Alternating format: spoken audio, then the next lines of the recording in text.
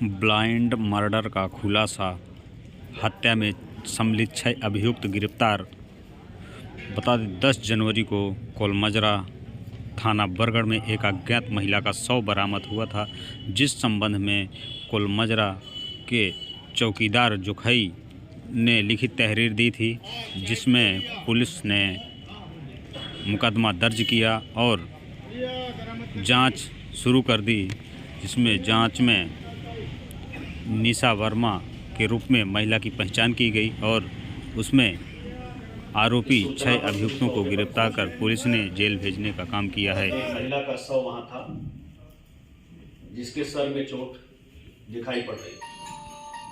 Field unit, dog squad सभी को लगाया गया।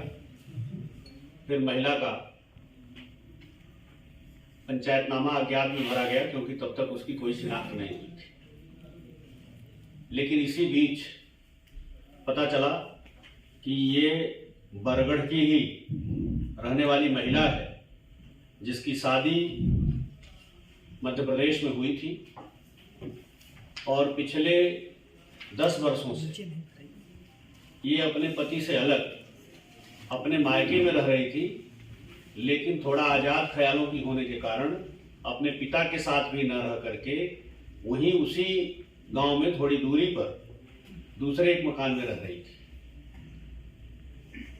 जब ये शिनाख्त हुई तो पुलिस ने फिर उस महिला का मोबाइल नंबर ट्रेस किया, पिता से संपर्क हुआ, उसका पुत्र जो मौसी के घर गया था उसे भी बुलाया गया। उनके माध्यम से मोबाइल नंबर की जानकारी हुई। जब उस मोबाइल नंबर की सीडीआर निकाली गई तो उसमें कुछ फ्रीक्वेंट कॉलर के नाम आए। जो सबसे ज्यादा बार कॉल करने वाला व्यक्ति था और लास्ट कॉल जिससे हुई थी, जब उसे पुलिस ने पकड़ा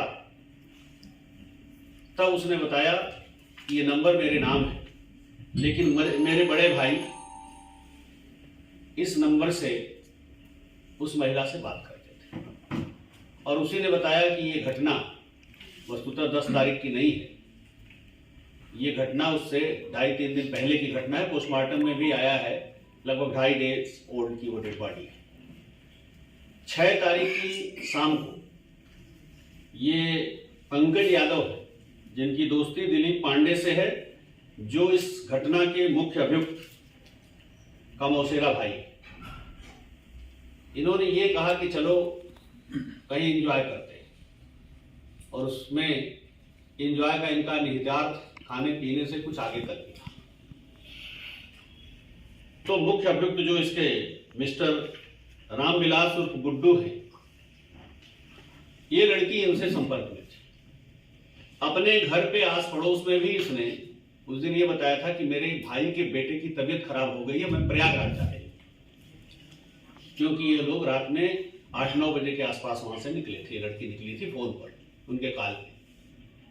और दूसरी तरफ इनके मौसेरे भाई, इनका एक सगा छोटा भाई और वहां पहुंच गया। मौसेरे भाई के साथ 3 लोग और एक गाड़ी हायर करके आए।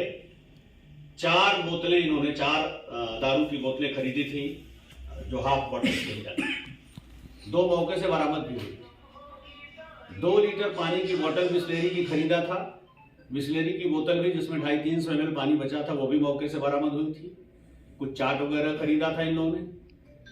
और वो महिला भी आई, चूंकि शराब पीने की वो आदी थी, इस नाते उसने इन लोगों के साथ खूब शराब पिया।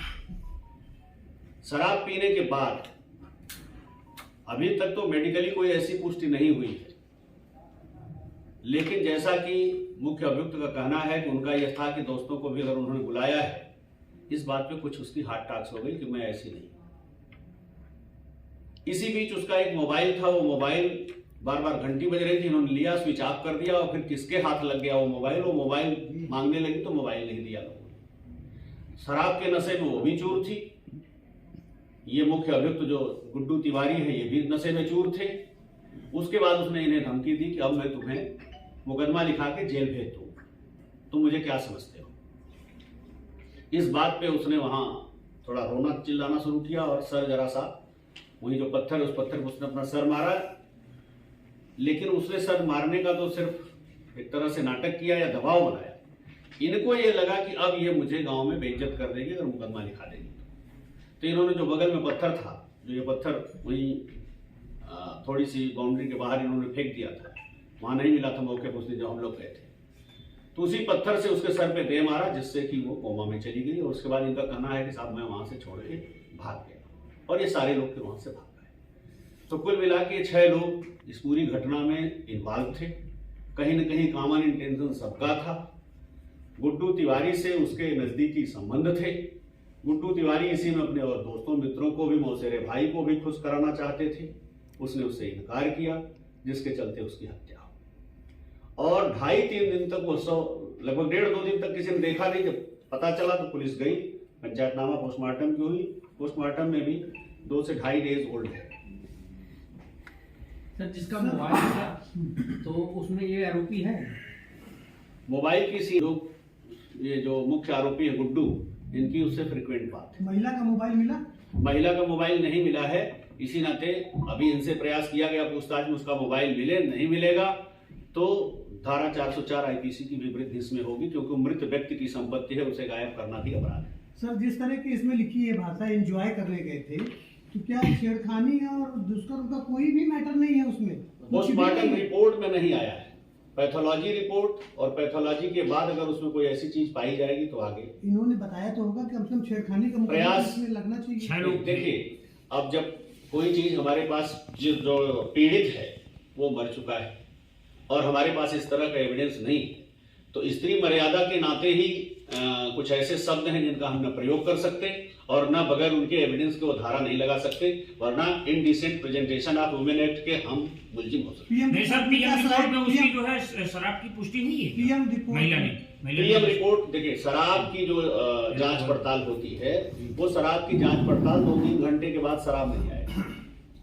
और इसमें आप देख रहे हैं 2.5 दिन ओल्ड डेड बॉडी है वो, लेकिन उसके साथ किसी तरह का कोई सेक्सुअल असॉल्ट हुआ है, उसके लिए जो और मेजर्स हैं वो सब हमने प्रिकॉशन में लिए हैं। वेजाइनल स्वाब है, उसका माउथ स्वाब है, और उसके नेल्स भी हमने सुरक्षित रखा है कि अगर उसके साथ, हालांकि इन लोगों में से किसी के शरीर पे कोई नोच खसोट तो नहीं, लेकिन अगर वेजाइनल स्वाब या माउथ स्वाब में कुछ मिलता है हमें, तो उससे फिर हम इनके डीएनए मैच कराएंगे और उसके नेल में भी हो सकता है कोई ऐसी चीज मिल जाए जिससे मैच हो जाए।